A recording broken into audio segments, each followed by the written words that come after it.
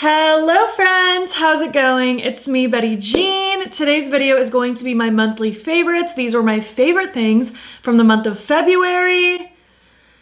How did February end already? I feel like February went by in the literal blink of an eye. I don't know where it went.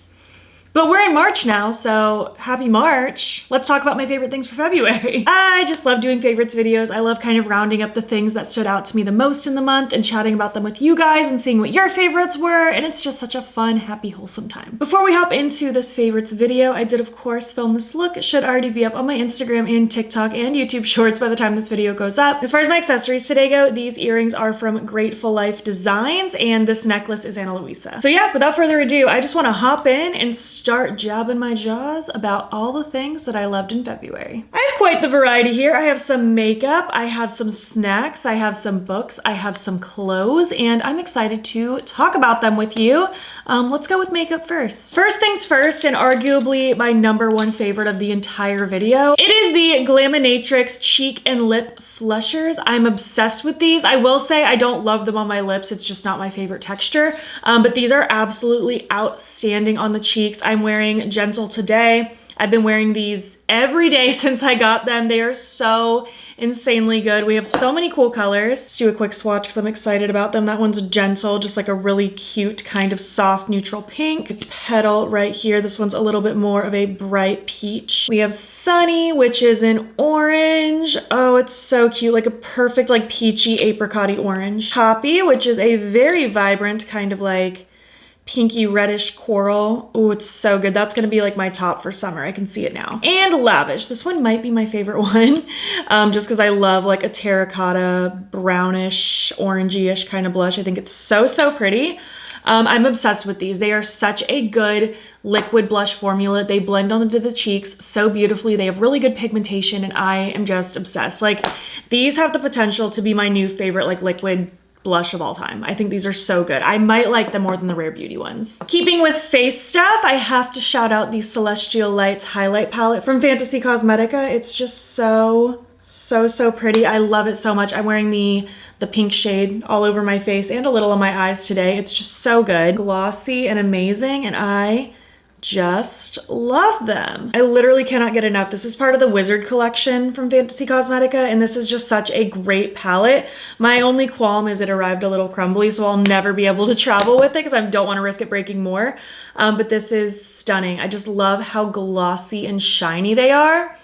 It is such a cool highlight palette. Moving on to eyeshadows and sticking with the Wizard theme, I have to shout out the Wizard palette from Fantasy Cosmetica. This has just made my life so happy.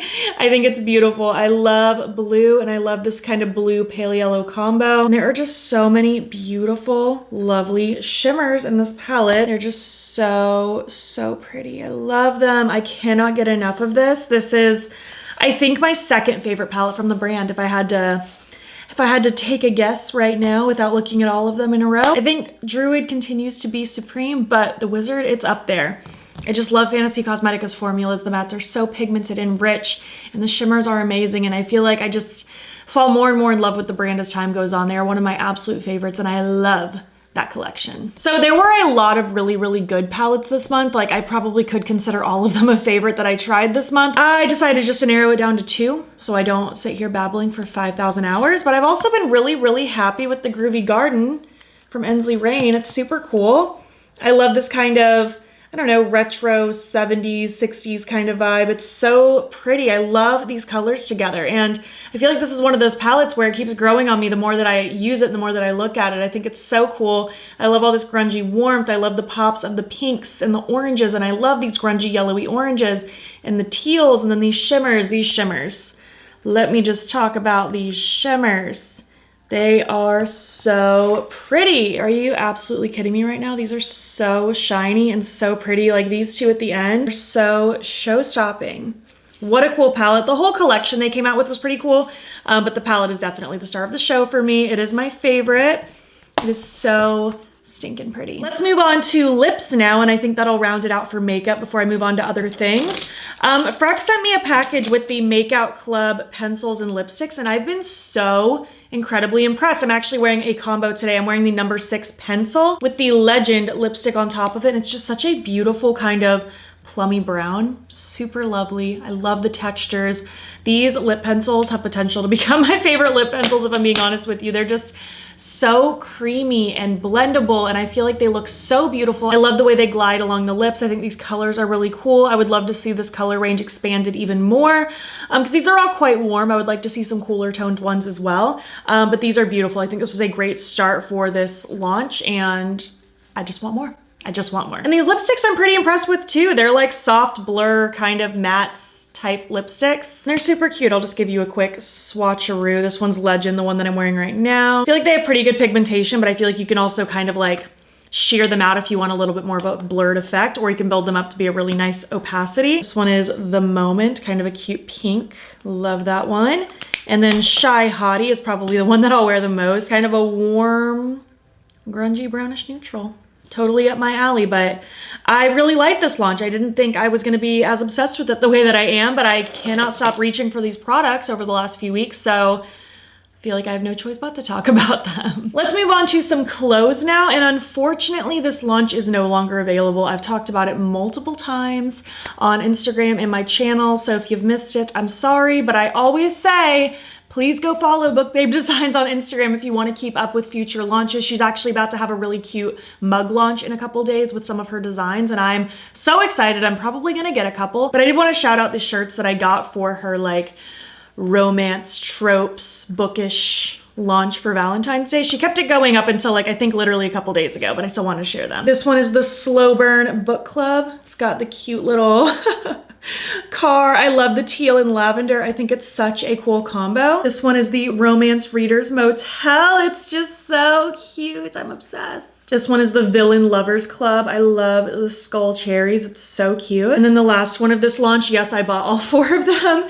is the Enemies to Lovers Book Club. And this one also had a design on the back with the cool like strawberry sword going through it. I like how worn this looks too. Really all of them. They're all very like worn looking, like they look like they've been used for a long time. They have that kind of dusty material. These are the Comfort Colors t-shirt brand, and they're just so comfy, and I love her launches. I will most likely buy something from her every time she launches something. I love her artwork.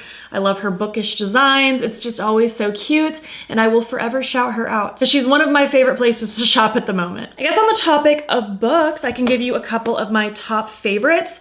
I don't want to talk about a zillion books because I will do my reading wrap-up video. I think it'll be the next video after this where I do kind of a get ready with me while chatting about all of the books I read in February, which is quite a lot. I read quite a few books in the month of February, so stay tuned for that.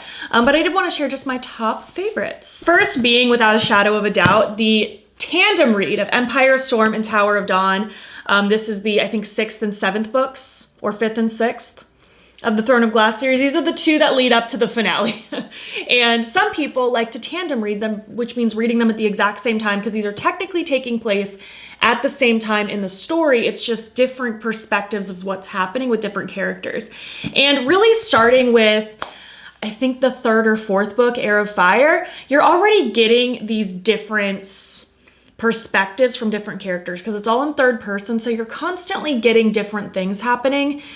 And then that just continues in Queen of Shadows. And then we have the tandem read. And really each tandem read also kind of has various things that are kind of branching off. So reading these together really doesn't feel any different than reading any of the other books that have previously happened. It's just a great way to do both of these at the same time, especially because I feel like Empire of Storm, which is the one you would read first if you read them separately, the way this one ends, I was just so incredibly ready to dive into Kingdom of Ash, which is the finale.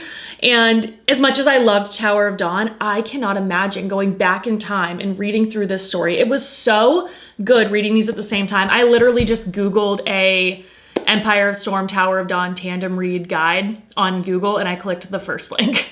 And it breaks down exactly like which chapters you read of each book before switching. And yeah, it's a lot to carry 2 books around, but this isn't even that much bigger than the final book. The final book is almost 1,000 pages. This is like 1,300. So, I mean, it's like 300 pages more, but it wasn't that bad.